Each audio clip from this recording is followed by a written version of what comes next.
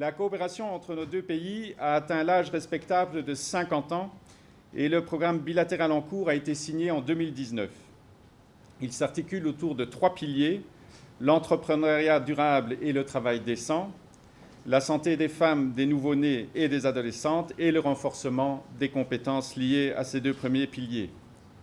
Cette cérémonie est plus particulièrement consacrée à la signature de 2 conventions de financement, 2 nouvelles conventions. L'amendement à la convention spécifique du programme bilatéral de coopération en cours. On y ajoute en effet un 4e pilier pour accompagner le Sénégal dans sa volonté de relancer son industrie pharmaceutique et une convention spécifique pour un tout nouveau programme dédié à la lutte contre les changements climatiques nommé Portefeuille thématique climat, volet Sénégal. La relance de l'industrie, en particulier de l'industrie pharmaceutique, est une priorité de son Excellence le Président de la République et est inscrite dans le plan Sénégal émergent. Le Président de la République, son Excellence Macky Sall, en visite officielle à Bruxelles en mars 2021, a sollicité l'appui des partenaires européens pour accompagner la relance de l'industrie pharmaceutique au Sénégal. Et le gouvernement belge est donc très fier de s'insérer dans ce projet fondamental du gouvernement sénégalais et a instruit l'Agence belge de développement, ENABEL, de contribuer à l'autonomisation du pays en matière pharmaceutique. Cette importante rencontre a permis de définir une feuille de route et la logique d'intervention de l'appui, donc une feuille de route pour toutes les parties prenantes sénégalaises et une logique d'intervention de l'appui de la coopération belge. Lors de sa visite au Sénégal en octobre dernier, la ministre belge de la coopération, Myriam Kittir, a annoncé l'octroi d'un montant de 4 millions d'euros supplémentaires, soit 2,6 milliards de francs CFA, pour le financement de l'intervention promotion de l'accès équitable aux médicaments et vaccins de qualité, Karange Garab-Yi.